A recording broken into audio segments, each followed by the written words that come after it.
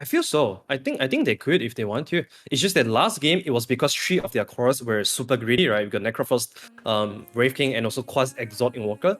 I think this time around, if you play towards a hybrid Invoker, where you play early levels Quas Wax and then you slowly turn into Exalt, I think that fits into this game very well because Invoker is a very good counter initiation hero, especially against a team that is so dictated by the Sand King's movement. If Invoker can be there to repel those kind of aggression, that's going to be very helpful for TNC. They go for the LC and the Rubik pickup. I mean, I guess the Rubik's got plenty of value considering the draft UDV's picked up so far. LC, it's self-explanatory. It's just LC. Press the attack's really darn good, and now the Monkey King flies out from UDV. So, two very different drafts, but talk to me about it, Arthur. What's going on? So first of all, when you can't get the Augur Magi yourself, right, you pick a hero that can steal the Bloodlust for you. But of course, aside from that, you got a lot of very valuable spells to steal from Sand King and Wing. I feel like they are just looking for an offlane duel right here for their 16 and 17. And Legion is definitely one of the steroid heroes for Tiny. And also fits into the category where they want Bog to be on the initiation hero. So the two other cores can stay on their greedy side of playing the game. And I also like this respawn coming from EDV going for the monkey carry. This is one of the heroes that I've been personally liking a lot, because when you are going up against the Tiny, it's a lot about man fighting. And what is a better hero when you are looking for man fight than the monkey or the Ursa? So they go for the monkey instead. It's also another Skadi hero, and it kind of protects your entire formation as well when you are going up against the Weaver, Tiny, and Legion Commander. It allows your team to play as a ball. So whenever Sand King jumps on one guy, it's clear for them. I'm gonna land this sharpshooter on the Burrow Strike target. I'm gonna land this Bounder Strike as well. So it feels like the game plan here is pretty clear for UDV. Seems like a good game plan to me. The UDV final ban out though before we can continue with these drafts. Getting rid of those mid laners. There's a Bat Rider. They do get rid of the Invoker as well for Yoe. What are you thinking? Like, it's something to tempo set for the game, maybe? Do you want to go for a greedier mid here for TNC? You probably don't want to go for a greedy one because you got Tiny Legion Commander. That's your winning condition. You need someone that can kind of create space for you here. Kind of buy the time for Tiny to come online. They need a spellcaster for sure. I wouldn't mind seeing something like something like a Lash could be good. Yoel absolutely loves his Lash. You could play greedily. You could also play not greedily. So it's kind of the heroes in between. It definitely fits into the the style that they want to play to push the tempo fast. When you win a team fight, you're able to just take away towers easily. And Queen of Pain is kind of in the middle as well. Yeah, seems like a decent pick here for TNC. Predator, UDV on the other end of things need their own mid laner, it seems. Quap's a bit of a hard one to go against. I suppose you still have heroes like Lena that can do quite well against her, but Lena hasn't looked so amazing as of late. Any mids that stand out to you here for UDV? Puck looks amazing for UDV here. Going up against the Queen of Pain. Puck plus the Dream Coil coming out together with Wukong and also Sand King team fight is really, really strong. I think on this side of UDV, they also need a spellcaster themselves. They need someone that is able to play on these low CD cooldown spells and kind of be a nuisance. And Puck is one of the better heroes against Weaver and Rubik as well. So JG, he does play that hero a lot. They're probably just thinking if there's any hero that is similar to a Puck and also can be able to go up against Queen of Pain. Storm is maybe another hero that can do that as well. See what they want. Storm, Puck, both available, but they've got plenty of reserve time to have a think about this one. I do like the Puck pickup. I mean, even just against the Weaver as well, just nice catch. It seems very, very disrupting here for TNC with that Puck pickup if they did go down that route for UDV. They'll still have a think about it. I guess you can maybe go for OD as well if you're looking for some kind of save or if you're looking to kite the Tiny out a little bit. The only thing you need to worry here is Rubik stealing your Astro. But aside from that, I feel like Astro is super valuable this game. So OD, Puck, these sort of heroes, they're taking a lot of time to think about it. I feel like they have already decided hero. They're just talking about their gameplay right now. So that's one way of using the reserve time too for a lot of these teams. Talking about how they need to, what are their priorities. Oh my god. Wow. Okay. Tell me, what just happened, Arthur? Why do we have a Husker on the map? have no idea. I have never seen JG play this hero before. But I have to say though, that is a pretty sick Huskar set. I've never seen this set before. The weapon that he's holding, oh, it's quite scary. It's quite cool. But interesting. I don't know, man. Cause QOP versus Huskar traditionally, I would say QOP is like one of the traditional counter to Huskar because you have pure damage with the Sonic Wave, allows you to bring him down easily, and there's no save for Huskar too. So it's up to JG himself to outplay in a lot of these clutch moments with the armlet toggles and early BKB purchase as well. I'm not too confident with this Huskar pick, to be very honest. I didn't feel like this is something that they needed. And I didn't feel like they need a gotcha pick to cheese out TNC. I feel like their 4 heroes are stable enough. So I'm really wondering what is going on behind the communication here for UDV. Yeah, I'm quite intrigued myself. I certainly felt like the other options we were kind of bringing up were better here, but let's find out. I mean, UDV, it is game 3 after all, so you may as well bring out the surprise picks, and the Huskar is certainly very surprising. It's going to be a very interesting match. See how this Huskar works out. I wonder, does that force someone like YoungGod and the Tiny to go for an early BKB like we saw earlier on today, like against the Huskar? You might have to. Something like a Silver Age is also should be in consideration. But I think BKB looks really important here against all of the heroes of UDV. I feel like Inner Fire looks very valuable here, especially against LC and Legion Commander that do a lot of DPS damage. So I think Huskar can itemize very well against Tiny. It's just that hero against Tiny, I've never seen this matchup too much. And you are against a hero that can easily pick up Silver Age as well. So I'm not too sure what is the biggest thing that they see from this Huskar pick. Because, you know, they used a lot of reserve time for this. You know that they are definitely debating between the traditional and conventional mid heroes and also this Huskar. And I've got to say, I've known JG quite a long time, and I've never seen him play this hero. That's a bit insane. JG, we'll see what he can get done here. Well, you did point out that lovely weapon he does have in it. What is that weapon? What is that? Hold on a minute. Drakamore. Is that one of the newer ones that just came out? I don't know. It looks very nice. Yeah, I'm not sure. I'm not too into cosmetic in Dota 2, but it does look like something that you see in a Valorant game, to be honest. It looks like a Valorant skin. Don't say that too loud, Arthur. You knew, Arthur. It's alright, we'll forgive you. Don't bring up that name. It is my debut and also my last day as well. Oh, goodness me. Don't clip that, guys, please. If you want to see more of me, don't. Oh, let's see how this goes. TNC versus UDV. And we'll see Febby get run into here by Kent. Here's something that Febby absolutely loves doing. Just earlier, these kind of things that were before the horn started, you just run together with another support and just zone out the enemy carry. First game was Ken, second game was JG. It seems like this time around, look at Febby. A lot of damage to YoungGod, but yeah, Febby, mid lane again. JG, he knows what's going on here. He's experienced this before. Get the Fire Spirits out onto Febby. Still, the body blocks continue. JG unreally phased by Febby. As the tips do come out from UDV. They respect the hustle from our Weaver. But in the end, it seems like JG's just perfectly fine with it all. You know what, Mike? It's about setting an example for your teammates. You know, when you're going into the game with such hustle, your teammates is gonna get influenced by that. But if you die here, though, that's definitely not something that you'll want. Well, while we're here, we'll talk about the bot lane. You've got YoungGod and Febby against Lucify and Rupido. I mean, this lane, it seems quite detrimental to TNC, right? Like, there's some... Oh, hold that thought, because I've just missed first blood. Yo, gotta kill off JG. Did you happen to see what happened, Arthur? No, I did not. I did not expect that at all, but I believe that tip should go towards to Febby.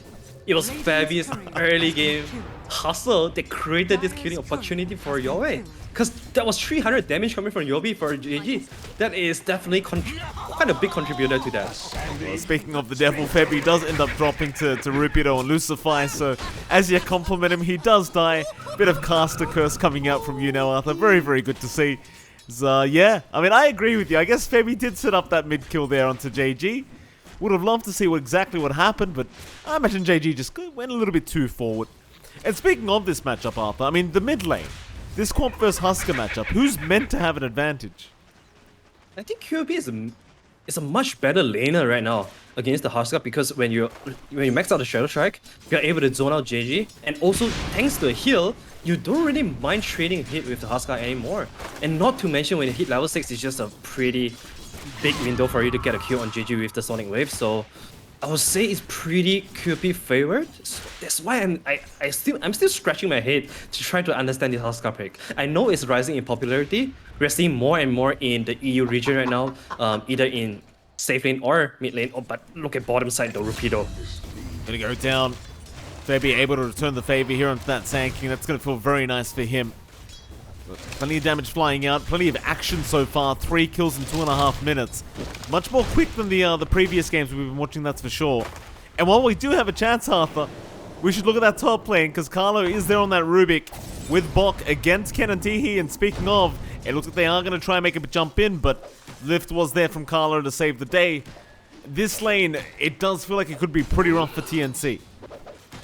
Oh yeah, I think Ken and Teehee, they are definitely looking to demolish this lane. They need to have a big advantage here because your Hearthsky is not doing too well.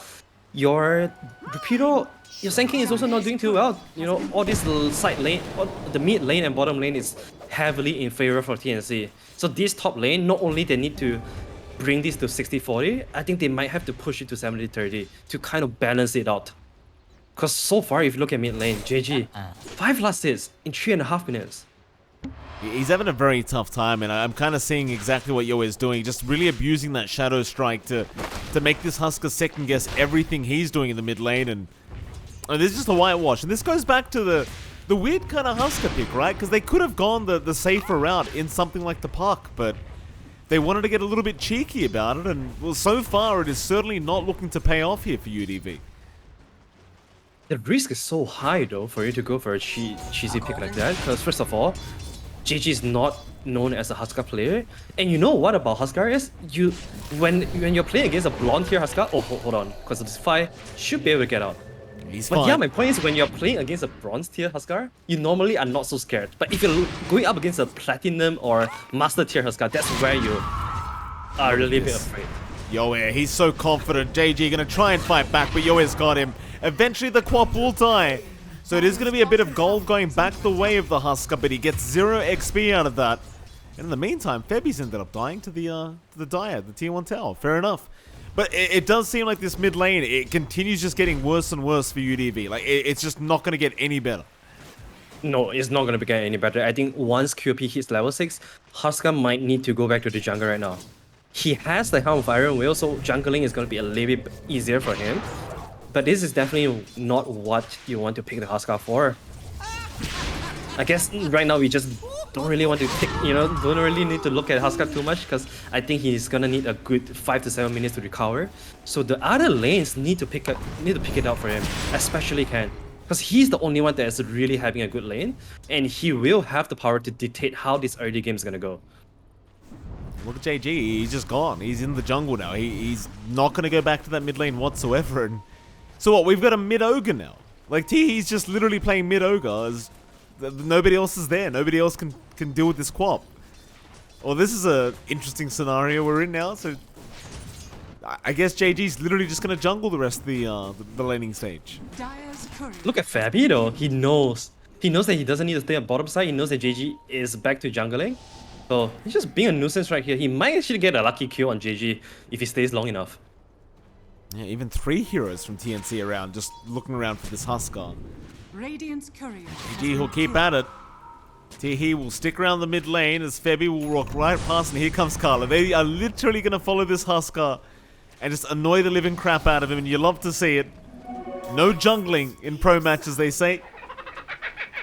What does JG do? What's he meant to do?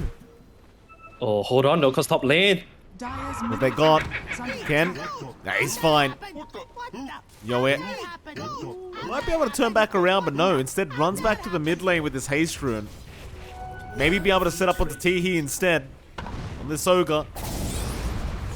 And Teehee does show himself on the ogre, so eventually you can move in with the swarm vision. Yoe, he does have the Sonic Wave to finish this kill off. Do they have the damage though?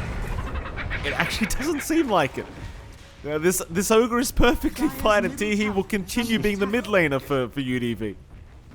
I'm sure Teehee hasn't felt this kind of luxury before when playing a position 5 Augur. He's level 5 in 6.5 minutes. And he might actually go for a Febby kill. No, never mind, they don't have any follow-up. But I would just like to say that was a very smart maneuver coming out from Yoe. He understands that with this Sonic Wave, he has this potential of instantly killing any of the big cores. So he wanted Ken. He understands that Ken is the only one that's having a good lane. If he managed to get a kill on Ken, it means that UDV, they will have no lane advantage to rely on. But, you know, thankfully Ken had a very good advantage there to dodge the gang. Yoe, he's around here again. Radiant are scanning. Smoke is there. Dire are scanning. Oh, it's a nice scan out though. Does catch out Yoe. Gotta give enough information to Ken to just stick by that tier 1 tower. Don't give the opening. This will mean that Yoe just essentially wasting his time in this top side. And Bok trying his hardest to not show on the creep wave to bait him in, but Ken's just having none of it. He knows they're waiting around.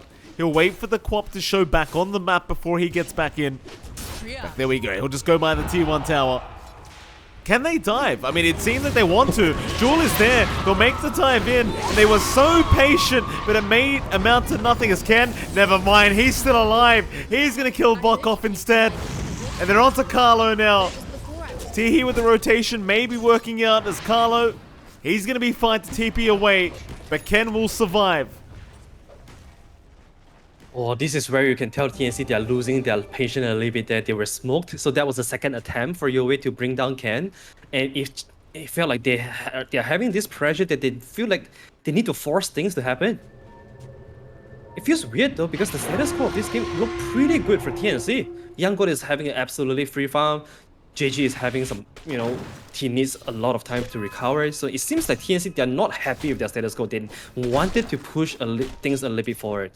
And that was a very good response coming out from UDV. So Ken continue to have a very good lane for himself.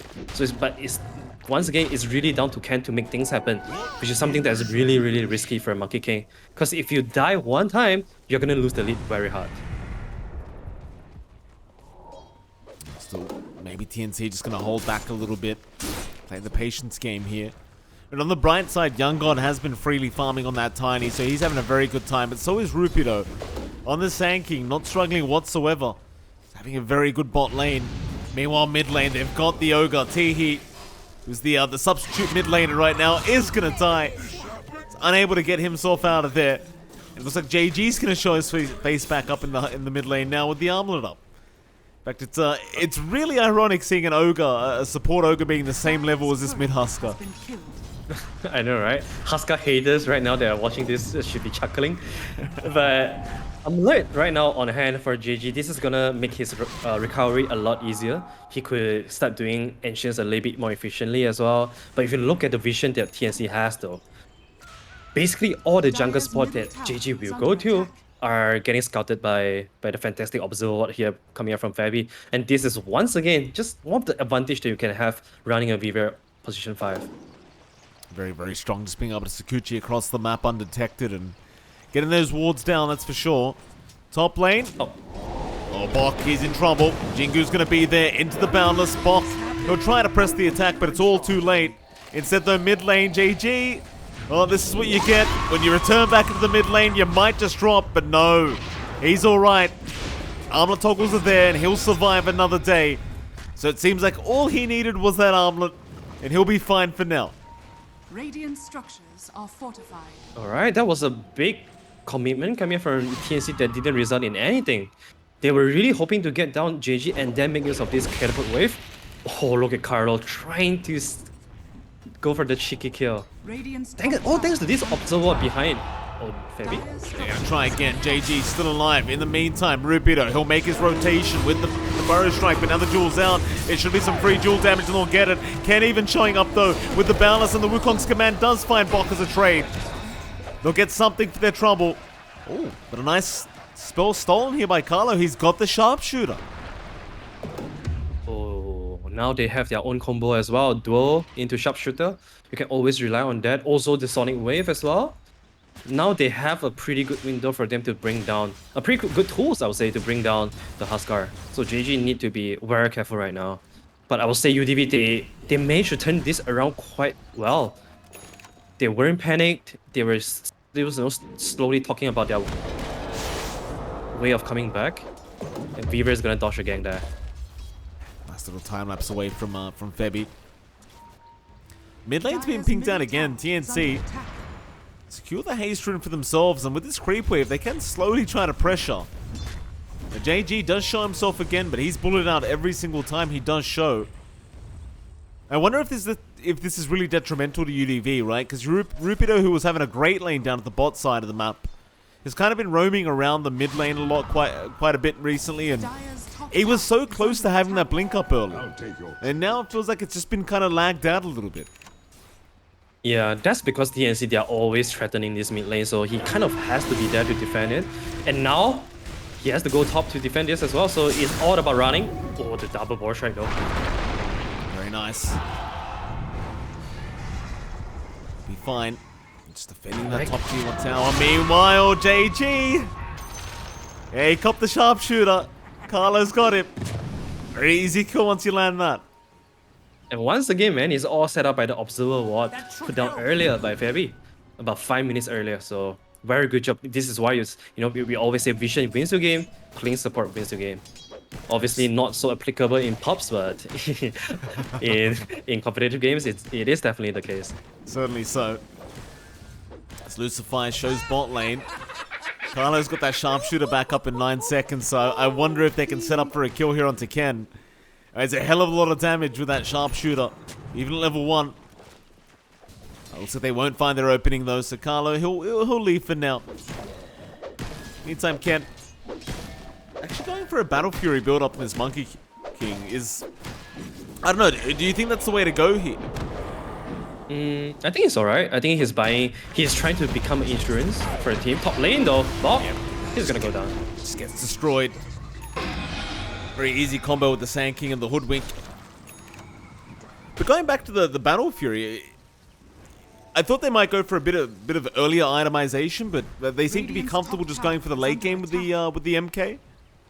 Yeah, because we touched on this a little bit earlier, right? During the drafting phase, saying the Monkey King, when it comes to man fighting, if he has the correct itemization, he could actually out man fight the Tiny plus the LC. So I think he's trying to build into that stage right now with this Battle Fury. He understands that this early game advantage is really not enough to help his teammates to turn this game around.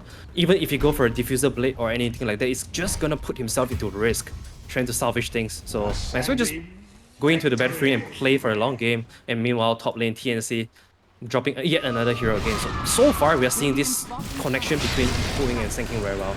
JG, he's gonna fight back. Yoe gone too far. Does actually give a kill back the way of UDV as they do get the Husker in the end.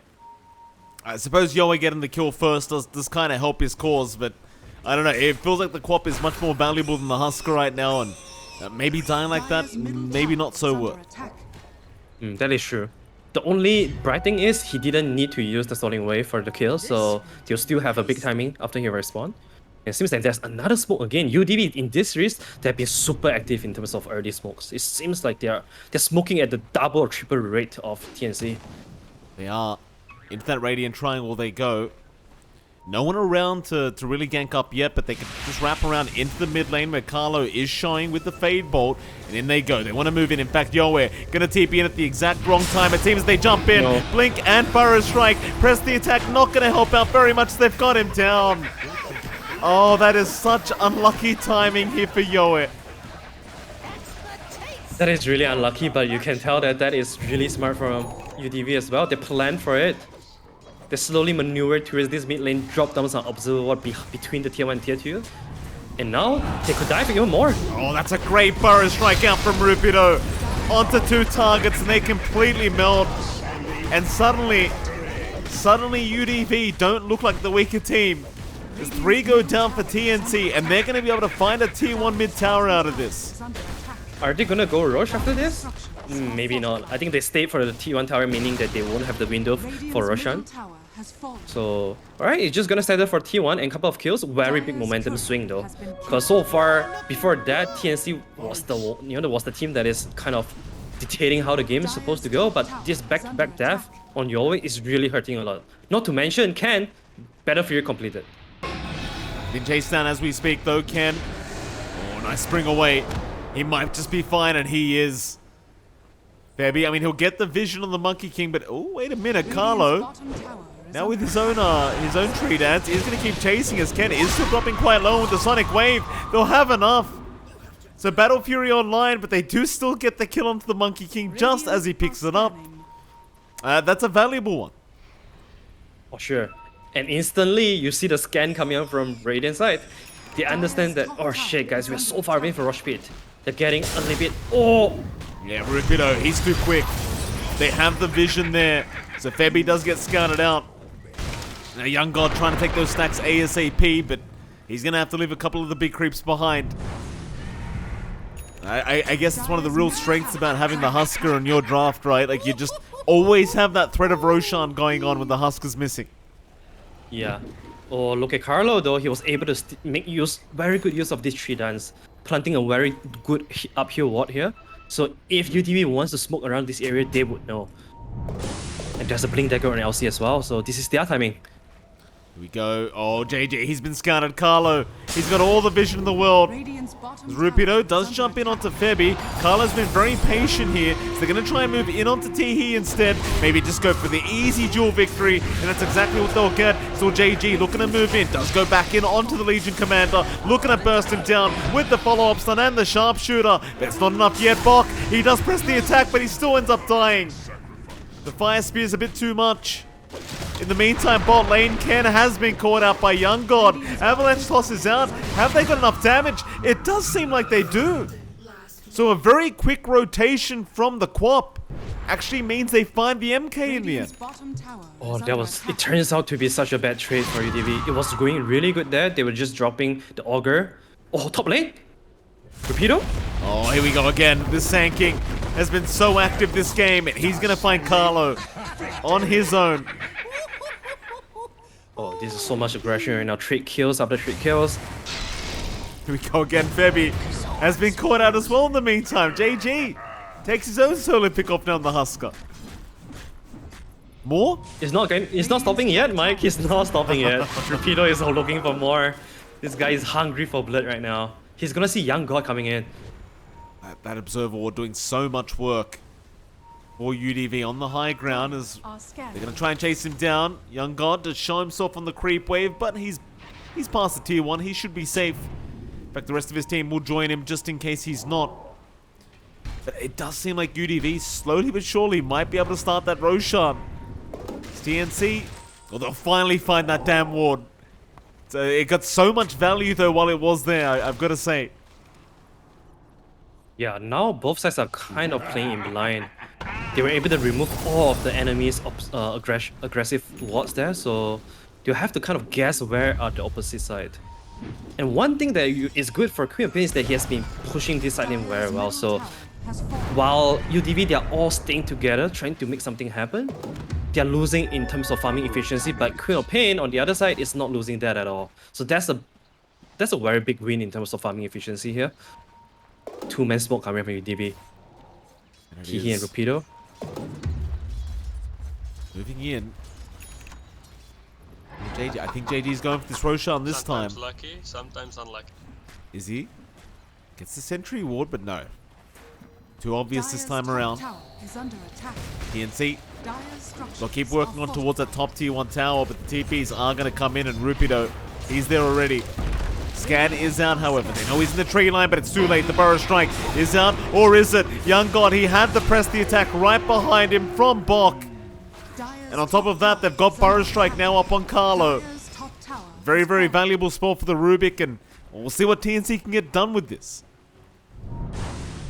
Very well done by TNC, always having the backup plan there. And UDV, they probably didn't see that coming, because for a long while, TNC, they haven't shown too many information on the map just yet. So Rapido is like, do I go for it? I guess I just go for it and got punished. And so far, we haven't really seen Ken getting too involved ever since he got his Battle Fury. And this is where TNC is just gonna abuse the fact that, alright, you're down a number. Maybe we can actually force this issue here. They take Roche down a half HP, but they're going to leave it at that. Just fearing UDV might make the jump in, but no, Young God, he's just going to move back in. He's going back for the gauntlets. He literally went back for the gauntlets. Alright. That was it. That's all Young God wanted as they smoke up now. Never waste money, they say, I guess. Just never leave it on the ground like that. So he does take it back for himself as... Yo, we'll find a regen room, but it is a smoke on smoke situation now. UDV has the high ground. They're going to find Febby to get started. Press the attack though does save the day, but a big burn strike again. Rupido setting up, but they've lost JG on the Husker. He's already gone, and now they'll take the Sand King. That should be Roshan to go TNC's way, unless they can make some magic happen. UDV are still trying, but Yoet, well, he'll move in. And I think UDV, they might have to let this Roshan go. This looks pretty free for TNC. Oh, UDV, they didn't connect. They didn't have the monkey. Oh my god. Oh, they cut the tree. Very nice timing. Jeez, that was quick. That was quick, Arthur. No hesitation. And this is why they brought Bog back to the roster, man, Mike. You know, the experience. Without hesitation, with the Quelling Blade, that was beautiful to watch. And this, now for sure, is gonna be going towards TNC's way. I just feel like UDV, they have a very good idea of their draft, right? But they just didn't execute it well. You want to have the Monkey King's Wukong to kind of protect your formation, but so far we haven't seen that just yet. It feels like it has always been UDV, the four of them playing together, and Ken on the other side trying to get to his items. And when it comes to the one team fight where they desperately need Monkey King, he wasn't there. Or you should say the UDV, they took the fight without him. So coordination needs to be something that they talk about here. How to make use of like heroes, how to turn that into team fight advantage for them is some crucial topic that they need to talk about. Very, very tough time suddenly for UDV. 2k net worth advantage for TNC. With this Aegis up, surely they're going to be able to find a few more objectives. And of course, that top tier 2 tower are going to be very important for TNC to take very soon. UDV. Maybe they just want to try and avoid the team fight right now. Just don't want to go into that Aegis Tiny. The thing is, you don't really want to let that tier 2 top tower go down for free here. It just seems like they don't really have a choice in the matter. And Young God, he's already taken it. This Tiny hits way too hard. And this is where you're gonna see if a team is experienced or not. Normally, a team would go to the high ground, get a couple of slams on the high ground tower, and force the enemy to come back, which is something that it seems like they are going to do. Young God, never mind, he said this for the mid lane instead. It's still alright, but the point of going high ground there is that you force your enemy to reveal themselves. Because so far they're hiding in the triangle, they're waiting for TNC to go up. But if TNC don't go up, then they're losing very big value by staying here. UDV just holding that ground. That's kind of the line, the box that they're just drawn out of the mini-map just kind of tells you exactly what they're allowed to play at the moment. TNC not trying to force anything too far. They've still got 3 minutes on the Aegis, so they've got so much time to find a way to make use of this Aegis once again. Now, they might just go mid lane now. I mean, they're just so confident. UDV, they're the ones who need to defend. Yeah, there's nothing much that they have to worry about right now. There's also Blink Dagger on Rubik right now, so if anyone is ever getting out of position there...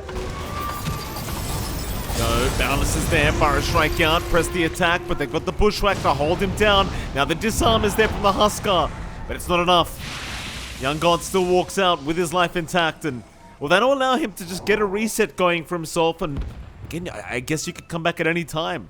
Still 2.5 minutes on that Aegis means plenty of time to play with. Yeah, I probably want to make use of this timing to upgrade items as well, because this is where UDV, they are unable to take fights. They are only staying together waiting for TNC to make a move on them. If TNC don't make a move, it's hard for them to do anything as well. So it's a valuable 3 minutes for every one of their team to get some goal ejection and maybe upgrade some items as well. Young God is already finishing up the Silver Age, is on career delivering to him, so that's going to be big because we talk about how Silver Age completely demolished you know, a hero like Huskar. So right now they have got a big timing for themselves. They do. UDV. We have a bit of a smoke going here with Tihi and Rupido. And they do have Yoe around on the Quap. Yoe. We may get found out here in this mid lane, going for that creep wave, but he could get punished for this as the epicenter going to be channeled up. But no, they cancel. They are not going to make the jump. I suppose Yoe did have the BKB up, so he might have had a chance of survival there, and they won't bother trying. In the meantime, TNC, Radiant's bottom tower they just is keep under applying that attack. pressure in the side lanes. Young God looks like he's not going to try and force anything with that Aegis up. They're just going to keep... In fact, never mind. They're going to go for a 3-man smoke. Oh, Ken, you gotta be careful here. They know he's there. He's playing very cautiously though here, Ken. He's not going to give the opening. He will back off, but maybe this could be the opening. Young God. No blink up, but he doesn't need it if he can break the gap, but no. Everything broken. Ken back into the triangle. He's perfectly fine in UDV. Well, they're still going to have to fight because Young God did. He's onto Tihi. That'll be your Ogre gone. Onto JG they go. Another great target if they can find it. But they are unable to hold him down, and now Rupido thinking about the counter initiation. Won't throw it out yet. Toss. Not going to be out from Young God. Unable to find the Huskar. So they get something, but not really what they wanted on TNC's end. This move though coming out from TNC is the move that they love to do back in 2021 when March was on the team. So they love to just mass TP down to the safe lane and then smoke from there, attacking their enemies from a very unexpected angle. And we're seeing this right now again. I'm most likely that's Fabi, the one that's calling this shot. They were so close on getting the Huskar there. But that was very good positioning coming from the Augur to kind of break the smoke. So right now it's back to pushing tier 2, and this time around it's a bit harder because they don't have Aegis. Fire strike in, trying to take the first life off the Tiny, or rather the only life, but a big sonic wave. It may not matter though. Young God, he's already gone. Oh boy, and now Bok drops as well. UDV with the patience paying off as they wait for the perfect moment to make that jump in. I believe, yeah, he popped his BKB on that Tiny, but Young God, he was way too late. And that was a fight that Monkey King was insane with his initiation as well. He jumped in when the Burrow Strike was there, so he was able to keep himself intact with the Tiny. And when this Skadi is up, we've emphasized a lot about Skadi against Tiny. When this is up, it's gonna allow them to fight around the Wukong very well. So, cause so far we haven't seen one. But the last fight, they didn't even need the Wukong. So imagine how strong it's gonna be when it's finally coming up. Radiant's top tower Pretty damn strong, that's for sure. Suddenly UDV lowering that net worth gap that was there to just less than 1k for TNC's weight. And there's that Skadi you talked about now up onto the MK. Dire's bottom tower is under attack. Bot lane, Febi. He may get caught here, Rupido just being very patient, waiting for another teammate so they can lock him down. Dual Scepter's out, Burrow Strike to follow, it does all land. Fire Blast is there in time for Tihi. They just combo everything to make sure they find this pesky Weaver. Also, by the way, I'm checking on the Monkey King's talent because I was like, how did he get to bottom side so fast? Turns out he had the 3 dance cast range, so it's allows him to jump a little bit further, a lot of mobility, something that I didn't expect him to take because we're talking about man fighting with the Tiny. Jingu mastery damage looks like a good one, but it seems like Ken has a different idea. It's paying off so far though, so definitely no problem with that. There's that added mobility here for Ken, and yeah, I mean if it works, it works. I guess being in a tough position, these kind of little talents can help you just keep split pushing the lanes and allowing you to that escape potential. As UDV now back down in that bot tier 2 tower, we'll try to even out the objectives on the map. The TNC, it might be about that time to try and force the top high ground. Force back UDV to defend that tier 3, but they won't do so. So UDV, they'll just keep going. Onto that bot tier 2, there'll be nothing to stop them. And suddenly they've got the net worth lead, and it feels like TNC have thrown a decent lead away. Yeah, it feels like TNC are very afraid of touching towers here, because quite a lot of numbers were shown at the bottom side, and like you say, right, they could easily touch the UDV's high ground on the top lane to force them back, but they are doing none of that. I understand that this is about, close to the second Roshan respawn time, but not doing that is really losing a lot of opportunities for some extra building damage, and also forcing UDV back is a big information gain as well. Now they have no idea where UDV is, because UDV they haven't been showing. Outpost got reclaimed by themselves, so when it comes to this Roshan fight, UDV will be the one having advantage instead of TNC, because they let go of that area of control. Crazy times here for TNC, and interesting decisions being made here from the side. See if it pays off for them in the end, as they're going to head out over to the other side of the map, take their own outpost back, but of course that is not the outpost near the Roshan. They're not quite as important, but mid lane, well, they've got Lucify at least. A bit more dual damage here for Bok, that'll help. That'll make it a 16 to 19 now, and well, again, this net worth, it is just swinging either way right now, just anyone's game. And that's been pretty much every game in this best of 3 series between these two. Just anyone could have won any game at any stage. Yeah, that's true. This has been really, really back and forth as well. And UDV, you gotta know the Russian is about to be up. It could be up anytime if they had had jot down the timer. So this might be where you want to start going up to the high ground, because TNC, they are quite prepared. However, though, if you look at this vision coming out from UDV again, it's the same vision that they had like 20 minutes ago, right? Or maybe 15 minutes ago. They got them a lot of information. It's still there. So this might be the game changer, Mike. Seems very valuable, that little bit of vision, especially when you're fighting over Roshan. You got to hold that high ground. They have not checked the area. It's going to be quite detrimental, as now Roshan has officially respawned up. As the shards available on that Roshan. They're really not going to check this high ground. I mean, pings are coming out, so it seems like Bok is the one telling them to check, and well, there you go. They'll take the ward now. And the fight for Roshan is officially on. This is the calm before the storm. Just before this, quickly look at the buyback status. Basically, only Rubik has a buyback, so it's really anyone's game. Whoever has a better initiation is gonna win this fight. Febby, break the smoke, scout out, but Burrow Strike is there immediately onto the Weaver. They're trying to save with the press the attack, but it's not going to be enough, Febby. No, he's alive. Time-lapse is there. He'll have a secondary life. In the meantime, though, Young God, he does not have his own secondary life, and he's gone.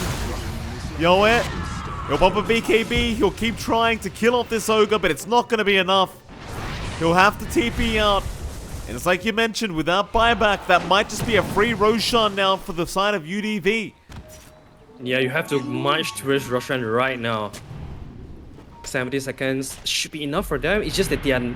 Alright, I guess with the Huskar life break, you should be able to do Roshan a little bit quicker. But I like Ken's itemization, Basher. So it's all about man fighting the Tiny. And we talk about how Monkey King is a very good hero to do that. Not only because the 1 versus 1 man fight is good, also because the Wukong's command totally zone everybody out from TNC side to try to help the Tiny. So especially once this level 25 is up, Ken, he's gonna be pretty unstoppable. He just need to get on top of the Tiny. That's the mini condition for him. Well, Febby's being pinged out top lane again, just trying to skip the creep wave and pushing out ASAP, but the balance strike will be there. Ken has the follow-up as well, and that'll be Febby gone once again on the Weaver. Oh man, UDV suddenly looking so much better in this game, and well, you saw the Tiny. He just can't man fight against this Monkey King anymore. It's very problematic. Oh, even JG, considering how bad of a start he had to this game, he is currently just back into it. He's back in the game. Yeah, back in the ball game, surprisingly. Very surprising. Yeah, early game was really tough for JG, so for JG to stay alive so far, Ken. Happy to use the BKB to bring down Carlo, knowing how much this Rubik could do. Mid lane, they'll start a fight. Jaw is there onto the Husker, but the Burrow Strike is out from our Sanking, and JG, he'll survive. Back on Bok, they'll kill off the LC, and look at this Husker. He's happy to keep fighting. Onto the Tiny he goes. Sentry's being placed, but Young God is going to keep running, and he will make it out. So JG, he'll hit the only thing he can. That'll be the tier 3 tower. Onto the high ground they go. You don't have a buyback on Young God right now, so he cannot afford to die. His UDV, they can take just so much away from TNC if they're not careful. Buyback committed from Bok. They're going to try and defend. JG is not afraid to get that tier 3 tower, and that'll be enough for him. He'll back out. I'm sure they're very happy with the Bok buyback. 100%. Now this is where UDV, they are in control of this game. Look at the vision. There's no vision at all aside from the bottom one from coming out from TNC. There's about to expire soon. Thanks to this gem purchase coming out from TE. Very good job. Just look to, because we talk about how initiation is going to determine this game. So removing the enemy's vision is definitely one way to do it. Shout out to your mate Ponlo as well, Arthur, for getting the gem changed. True, yeah. Yeah. I was actually Do you know he's actually Ice Rock? I hope not. I hope not, Arthur. Oh, goodness me. Mid lane, who are we going on? JG, back onto the racks he goes. Let me the range rack's gone. Yo, it. I mean, they're trying to chip away, but at the end of the day, it is still a Husker. With an Aegis and a BKB available, so he's not afraid whatsoever. All they can do is hope to get that first life and set up for a good team fight. Very, very challenging those. They'll get back into that mid-racks. I can't believe this Huskers actually ended up working out at the end, at least for now. As there's your mid-racks gone, they actually can't stop him. Do you want to go back in? Oh, they've got Yoe too on the co-op. He's locked down and he's gone. He does have buyback. This was a useless go. This is problematic. This is so well done. You can tell. I can already imagine in their the communication. They're like fake bug up, and they go back in again. So very well done catching Yobe off guard. It feels like UDV, they're playing with so much confidence right now, which is something that I'm quite surprised, to be very honest. I know that they have this potential, but to see them having such high confidence to do things like that, you gotta be happy, man. This, they are a team that come from Open Qualifier. They've stayed together for more than 6 months right now. The game is still not ended though, so they still have to clutch this. Absolutely. Not over till it's over. Tier 3 tower slowly being chipped away at TNC. Again, just trying to slow this down, but JG is not going to back off. Still a minute on that Aegis to go. TNC, again, just Burrow Strike, slowly slowing down JG, but he might have time to go for the full lane of Barracks. See how confident he is, and he will try. Young God, he'll go for the break, but there's literally no damage. JG just continues to stand his ground and regen up. They're waiting for that perfect timing. Rupido though, he's in now. Press the attack and BKB will fly out. Young God just trying to get the first life down, but JG, he'll be happy to die. In fact, never mind. He'll go for the fight. Answer Bok, and they've got the sharpshooter. So even without the Aegis, it wouldn't have mattered, as JG will walk out with the Aegis intact. TNC, how did we even come to this? How did this happen? Oh, it's all about that one team fight around Roshan, man. They lost the team fight, they lost Aegis, and all of a sudden, I feel like they had it in the back, they just didn't push it enough, Mike.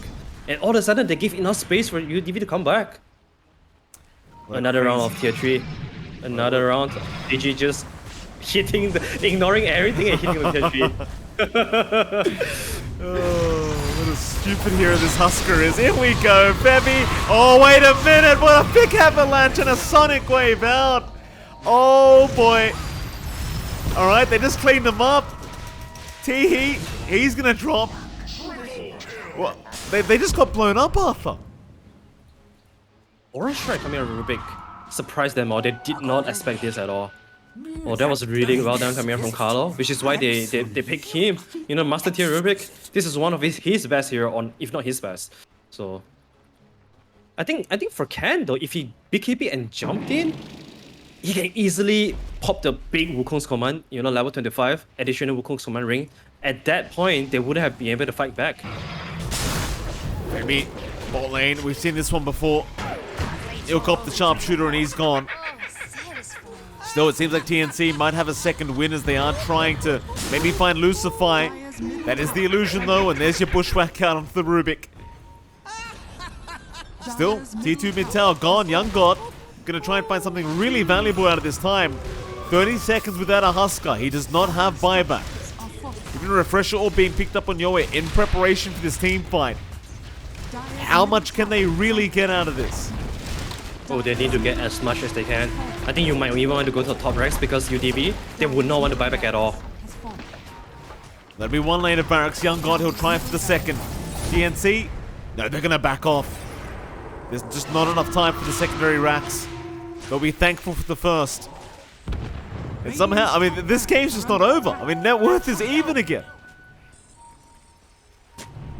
Oh, interesting. Here's so much back and forth. Both teams are showing amazing amount of resilience as well. No one wants to lose this game, man, Mike. It's their debut game. It means a lot to them in terms of momentum, in terms of confidence.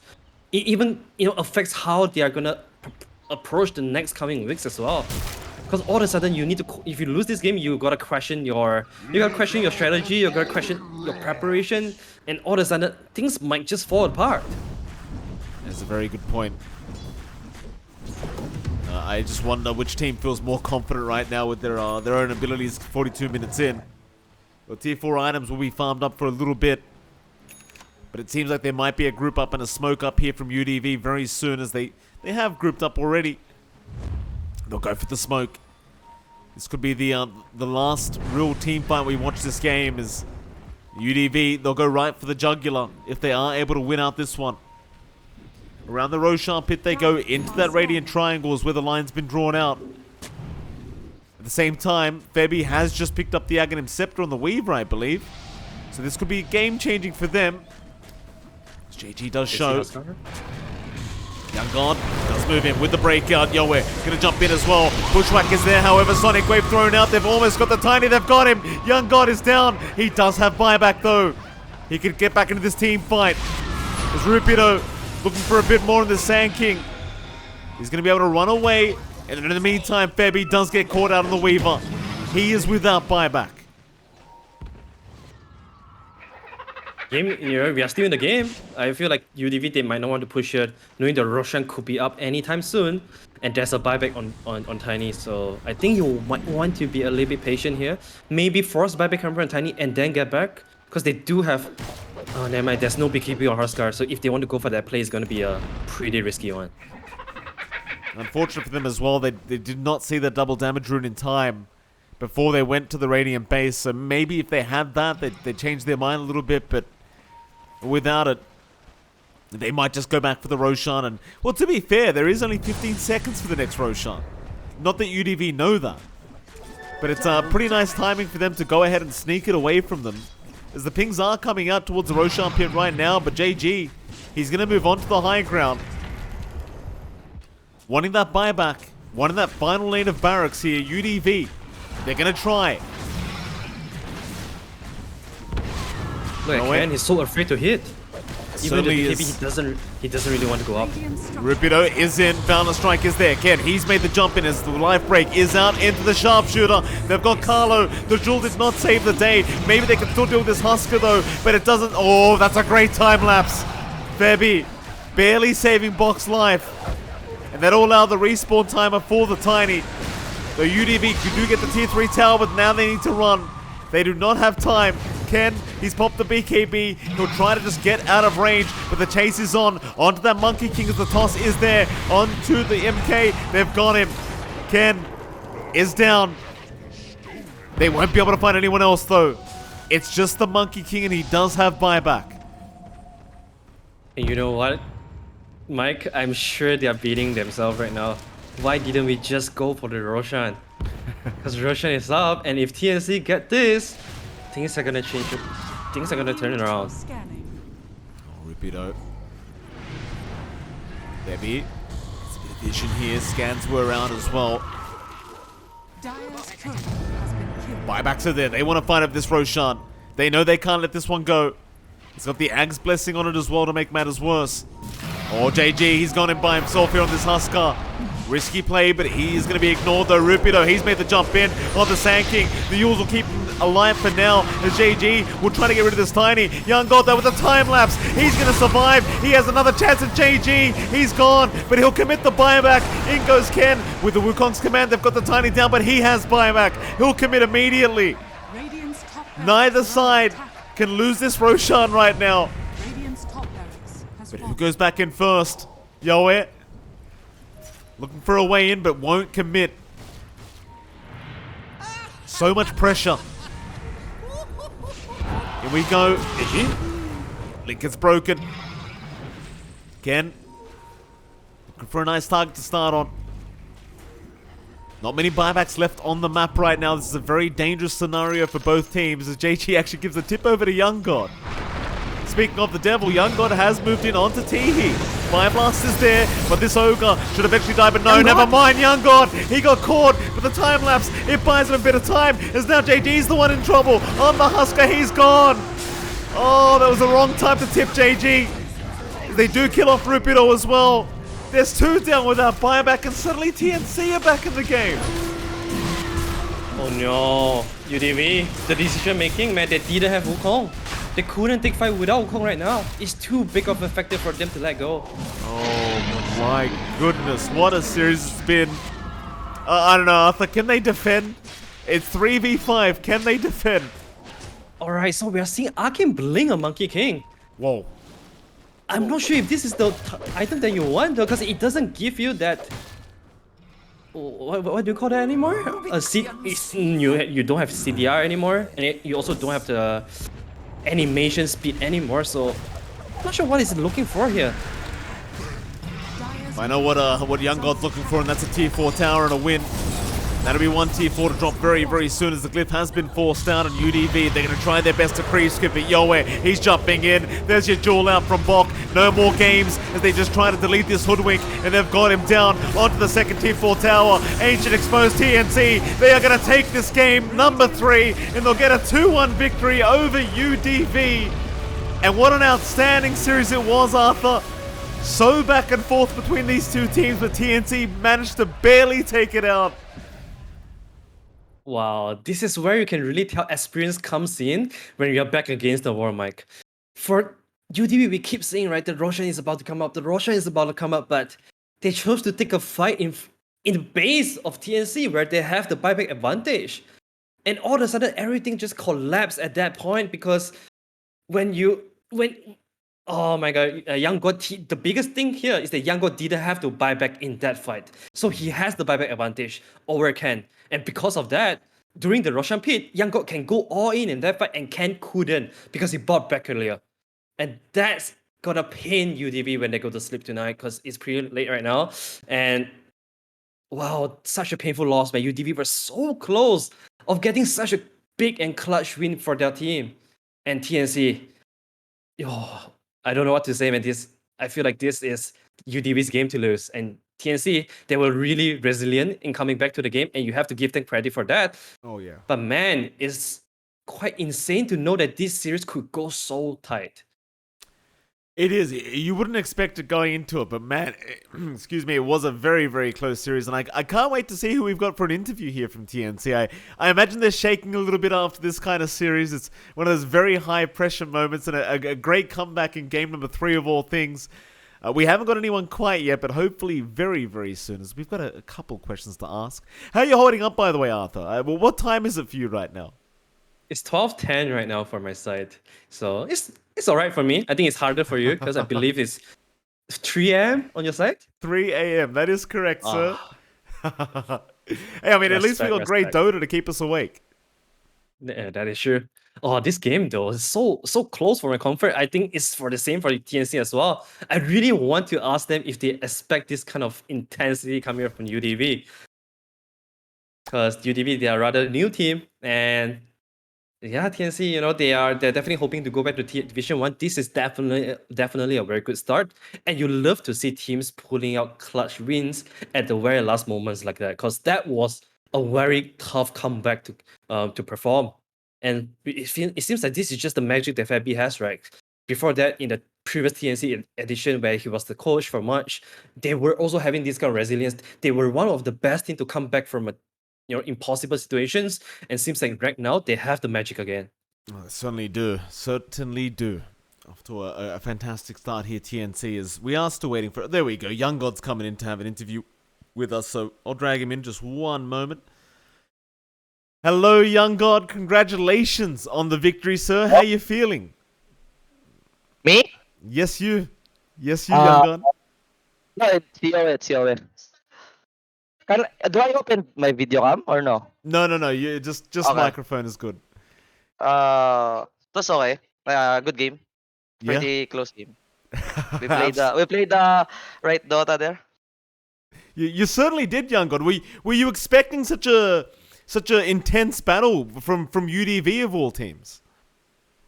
Not just UDV, but we're gonna expect that we have we treat the team as a 50-50. We respect them and we respect their playstyle, but we have our strat, something like that. Okay. Can you talk to me about the communication at the end of the game? I mean, that game 3 was a very, very intense game. What were the comms like? What was going on? I just said to Levi, Yanga, the neutral item, the Penta Edge. I said go YOLO, and Barlow made the call of his spells also. So, yep, that's it. That's it. You heard it here. Go yellow, apparently. Arthur, go ahead, Yeah, sir. the neutral item, the Penta Edge, to add more damage. All right, And he did. Hi, Young God. Congratulations on such a big comeback for you guys. I was very curious, who's the one that's putting the entire team together when you are in such a clutch moments? Who's the one that is making the shot calls, and who's the one that is there anyone that tell you guys that you guys can do this? Just stay together and you guys might come back. Mostly it's the Febby who's gonna, like the stopper on our team if things gets hype up. But it's everyone for the team who decide or who's thinking about the decision of the clash of yeah. I see. So I feel like this is definitely one comeback that you guys can definitely be very proud of. If there's a big takeaway for you from this game, or something, some proud moments that you have, is there any coming out from you? Like the highlight moments. Like the one moment that you can be really proud of, maybe like a shot call, maybe like a Uh decision making. yeah, the last maybe the last team fight, the bottom one when Young God, I like Carlo wants to, if the Huskar wants to hit, then I also added the call that maybe try to change the neutral item so it amplify it so that we can secure a damage basically. So I Mm, think that's I remember that call. yeah, good to know. I guess my one last question here is that you guys are definitely looking to get back to Division 1. Who do you guys think is going to be the biggest challenger for you guys? For the for grinding up to Division 1, right? Yes. I think Talon. Yep. Are you guys Yeah. worried about RSG? Because RSGs, they are looking really hot right now with 3-0 on their belt. Not just RSG but Lilgan, the other DPC teams, the Division 2 teams, but we just don't wanna underestimate them. That's all. Yeah, We, that's we just definitely need yeah, we just need to play our Dota, what we learned in our scrims and our practice. Then eventually we'll see the results. I guess that's all from me, Mike. Do you have anything you want to close out with? Yeah, I mean, you asked who you thought the hardest team was. Who do you actually want to play against? If you had a choice right now, which team would it be that you want to play against in Div 2? Maybe Talon. Maybe everyone wants talent. Everyone Yep. wants to be talent. All right, fair enough. Well, thank you very Okay. much for the interview. It's been an absolute pleasure, and congratulations on your victory. Thank you. Bye bye. Thank Bye. you. Bye-bye. Good night. Good night. Well, Arthur, that is it for us tonight. So it's been a very long night, but it's been an absolute pleasure casting with you for the first time in your debut of the DPC. It's been fantastic, sir. Have you got any last words to say before we head off? I mean, I'll just say that the pleasure is mine, and I hope that everyone else that is in the chat enjoyed the cast, because I definitely did. What a series, and I hope to see more of this And you know what? Southeast Asia, best region ever. That's the kind of energy I like, Arthur. Thank you very much for that. It is MLP Dota. It is LeonArthur Dota. It's been a pleasure, and we'll catch you all next time.